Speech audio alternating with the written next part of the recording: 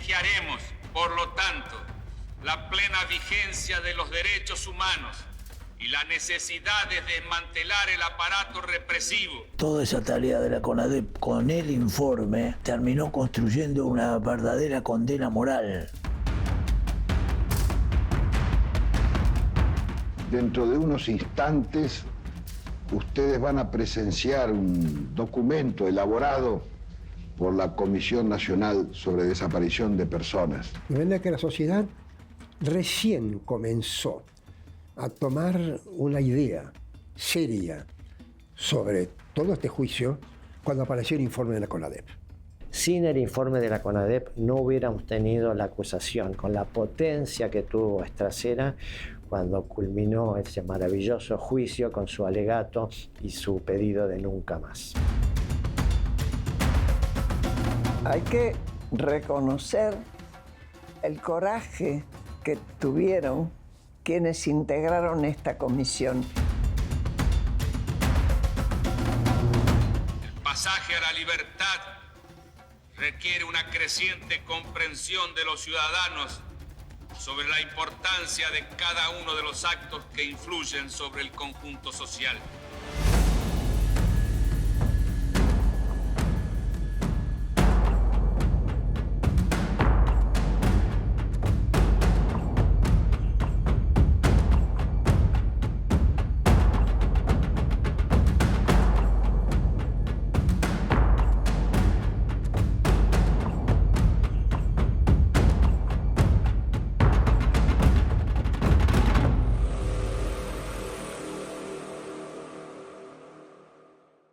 En un primer momento yo no fui nominada por el doctor Alfonsín.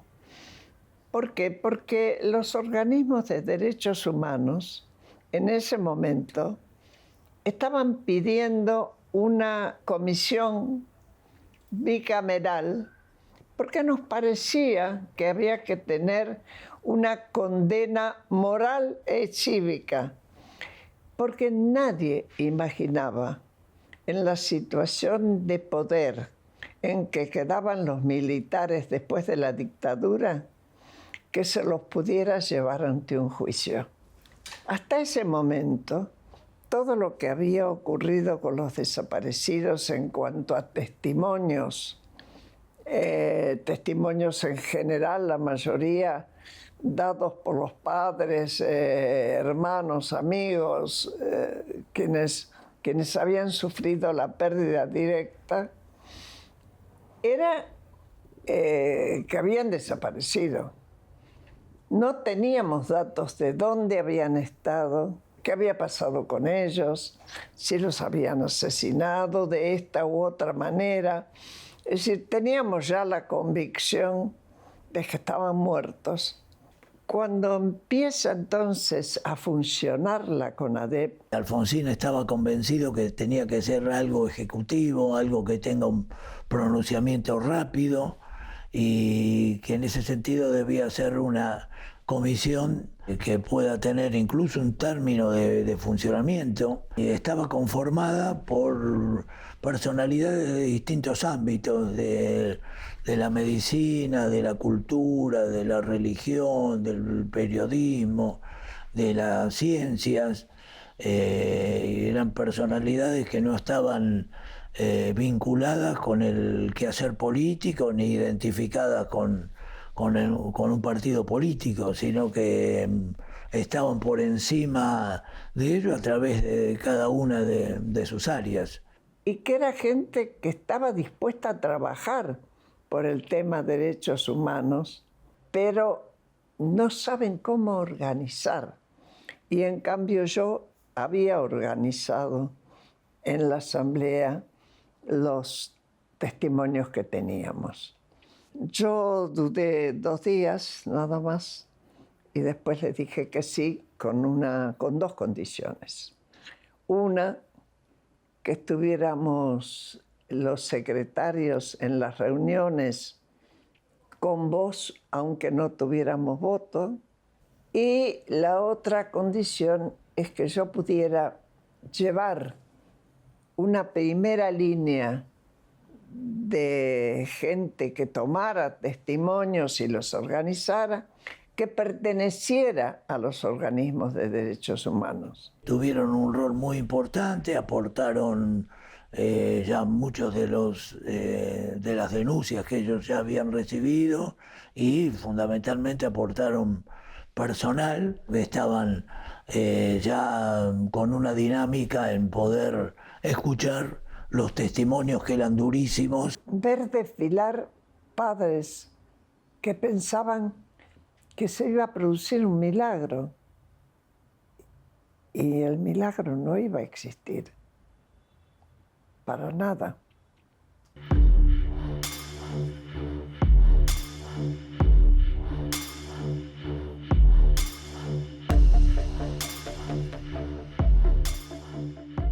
Pedí a madres no dio. Pedí a abuelas, ellas eran pocas, dijeron que no podían, pero en cambio sí podían darnos todos los testimonios que tenían, es decir, estaban dispuestas a colaborar. Y después el resto de los organismos, cada uno mandó a alguien que después resultaron pocos, porque en la medida en que la CONADEP empieza a trabajar con un ritmo que es permanente, toma contacto con la sociedad, porque yo propuse que todo movimiento que se hiciera, toda inspección que se hiciera a algún lugar, se comunicara a la sociedad, se pasara por televisión o se hiciera la mayor publicidad posible. De esta manera, mucha gente se acercó a ayudar, incluso. Al margen de los testimonios, empezamos a hacer recorridos, visitas por estos centros clandestinos de detención, y ahí quienes nos recibían eran los mismos que habían estado en esos lugares antes de empezar el gobierno democrático. Nos esperaban con sus armas encima, con toda la fortaleza física de aquel momento. No eran personas que ya estaban disminuidas. Pero bueno, eso fue generando toda esa idea de que esta vez iba en serio, que no había presión que ni lo pare al presidente, ni a los ministros, ni a la tarea que estábamos llevando adelante pese a todo tipo de presiones. Y al poco tiempo empezamos a recibir una cantidad mayor y mayor de testimonios de familiares, de personas que habían estado también detenidas y que recuperaron su libertad.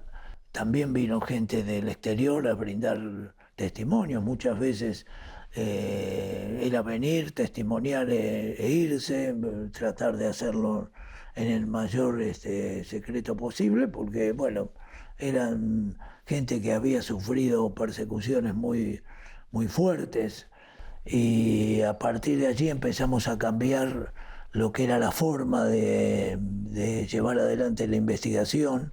Ya no lo hacíamos en términos de casos individuales, sino que empezamos a comprobar de que había muchos casos que tenían coincidencias en la manera que habían sido llevados las personas de su casa.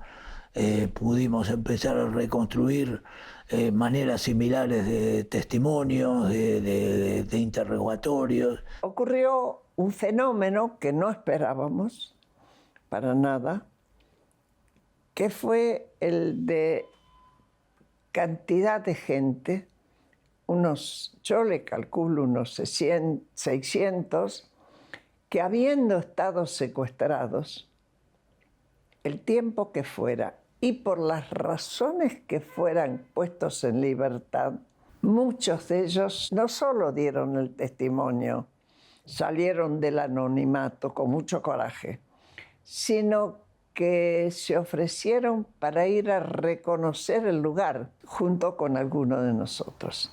Y a partir de allí dirigimos la dirección de la investigación a lo que eran los centros clandestinos de detención, que nosotros pudimos determinar en nuestra tarea que había arriba de 350 centros clandestinos de detención, con similares características que se fueron reconstruyendo a partir de todos esos testimonios, y así fue que la investigación estuvo en torno a todo eso, y con lo cual evitamos cosas que se habían intentado de desviar con algunos testimonios que no eran reales el sentido de la investigación.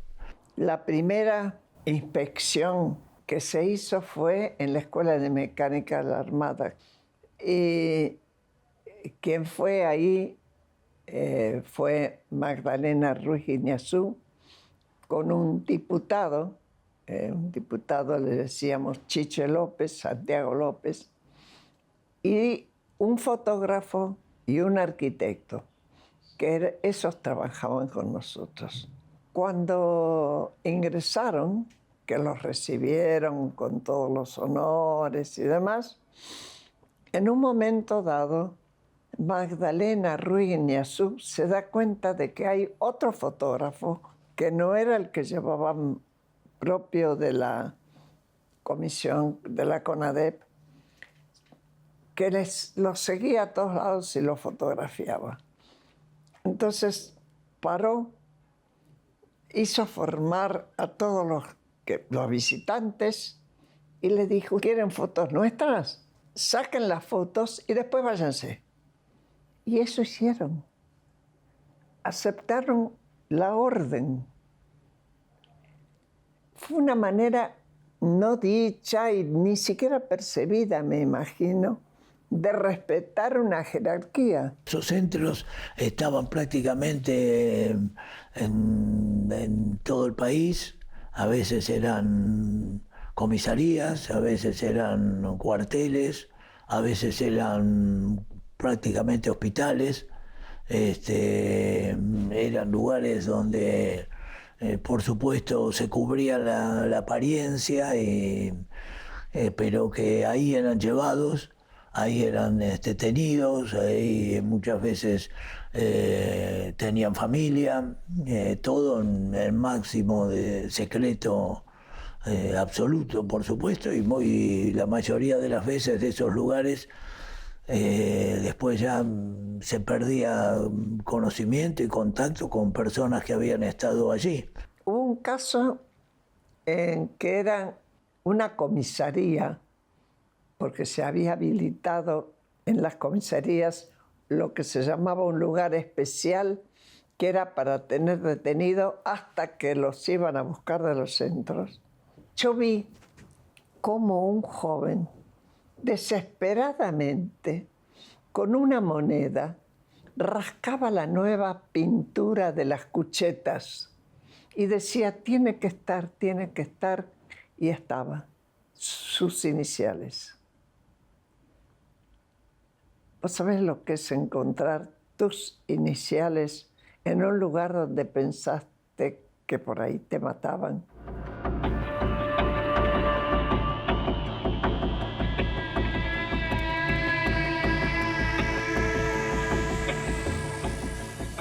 Cuando se volvía de un hecho así, los comisionados que habían ido hacían un informe que era un documento, porque en ese momento éramos funcionarios y tenía nuestra firma el valor de funcionarios. Y lo entregábamos. Ahora, al mismo tiempo, había preparado un esquema que yo le llamaba el esquema del imán. Tomábamos, por ejemplo, la Escuela de Mecánica de la Armada. Después decíamos: los que estuvieron ahí, ¿qué nombres dieron de otras personas a quienes vieron y después no vieron más? A quienes imaginan asesinados. Y ahí buscábamos a ver si nosotros teníamos denuncias de esas personas y las poníamos de este lado. Y después decíamos: ¿y qué nombres de torturadores dieron o de responsables de cada campo dieron. Y esos hacíamos otra tercera lista. Ese esquema le sirvió después a Julio Estracera para armar lo que fue todos los alegatos para conseguir la condena de los responsables, que después fue más allá de los simples responsables, sino que bajó también a los que se suponía que habían obedecido órdenes. Y de esa manera se pudo ir reconstruyendo algo que uno inicialmente pudo haber pensado que era exceso de algunos por una violencia realmente inusitada, que estaba mucho más allá de lo que cada uno de nosotros podía imaginarse. Y después fuimos comprobando que no eran hechos aislados, sino que esto era verdaderamente un plan premeditado, un plan siniestro de secuestro, de interrogatorio, de muerte, de robos de identidad, de desaparición también de bebés y de desaparición de personas, todo como parte de un plan pergeñado anteriormente para generar justamente el temor y el miedo, y eso fue volcado claramente en lo que es el informe del Nunca Más. La manera como trabajó la CONADEP, la manera precaria como tuvo que trabajar la CONADEP, se revela en una sola anécdota que creo que describe perfectamente su situación de trabajo. La CONADEP operaba en el Teatro San Martín. Cuando termina ese informe, que era un informe de muchos cuerpos, un informe de más de 1 metro de alto, tiene que enviar ese informe a la Casa Rosada para entregarlo personalmente a Alfonsín. Era un informe muy valioso, tan valioso que fue prácticamente la materia prima del juicio de las juntas. Entonces tiene que ir con custodia policial. Va a una custodia policial al mando de un comisario. El comisario está mencionado como represor en el informe de la CONADEP que él estaba custodiando. En esas condiciones trabajó la CONADEP. Aquí le vamos a entregar, señor presidente, el informe.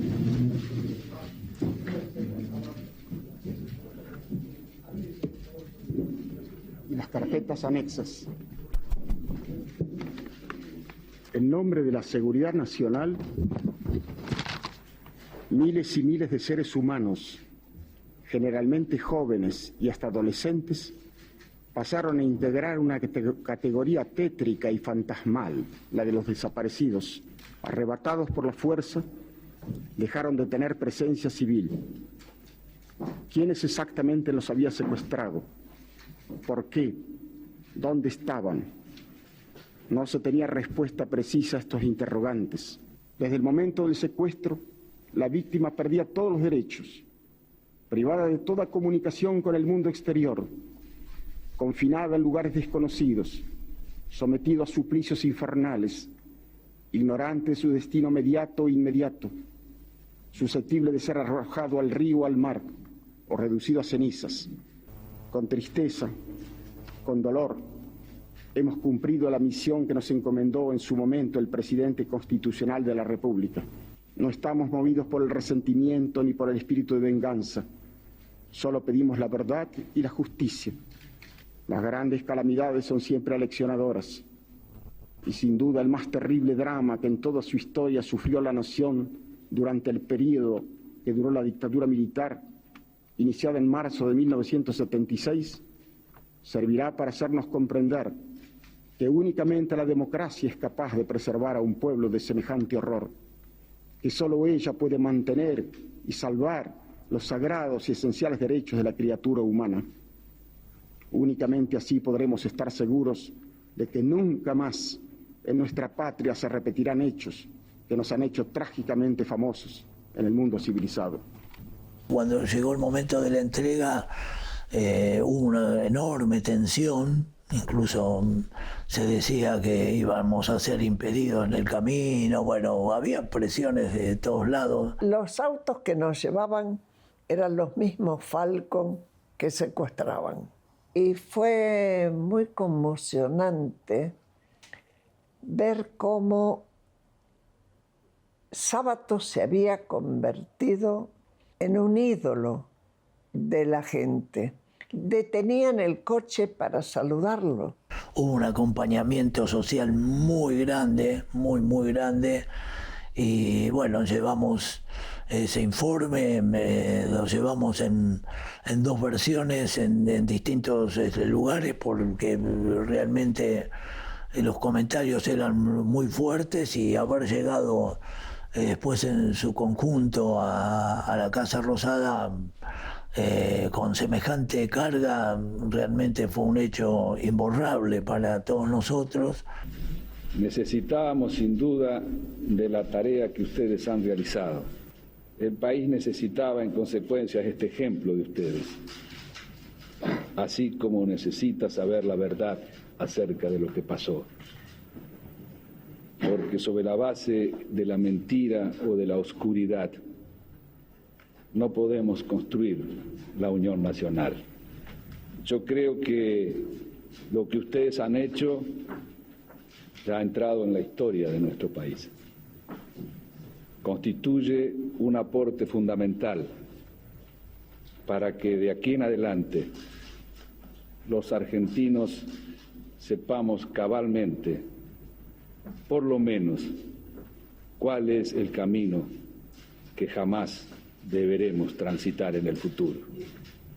Y las palabras del presidente Alfonsín, haciendo un reconocimiento a toda la tarea hecha, en este caso por la CONADEP, el saludo que nos hizo a cada uno de nosotros, donde bueno, realmente tuvo palabras que creo que a muchos de nosotros nos van a acompañar por toda la vida. Fue un momento realmente extraordinario. Un discurso, no se puede decir improvisado, pero sí un discurso hecho en el momento. No estaba preparado, no lo habíamos preparado, ni había tenido yo ninguna intervención, como pudo ser en muchos otros, ¿no?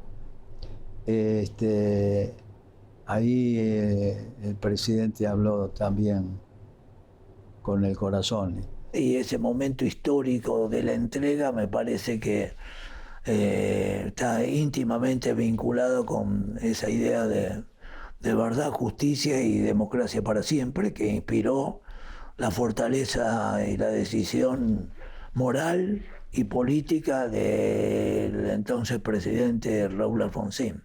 El informe del CONADEP es la base del juicio, no nos engañemos. La Fiscalía no hubiera podido juntar pruebas sin el informe de la CONADEP. Y la CONADEP no hubiera podido iniciar su tarea sin los archivos de Fernández Meijide, que fueron puestos a disposición de la CONADEP. Todos sus integrantes son héroes.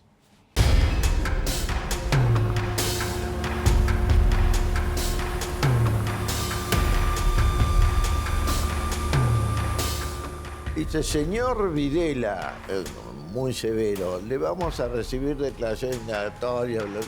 Videla tardó como 3 minutos para decirle, señor presidente, me niego a declarar.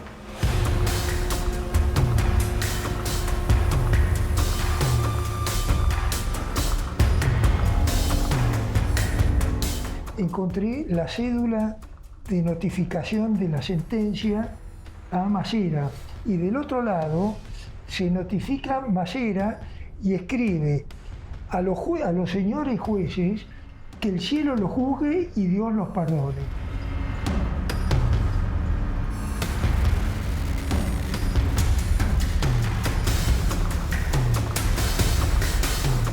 Apoyo no había ninguno. Tampoco había interés por parte de la comunidad en general en que el enjuiciamiento se llevara adelante.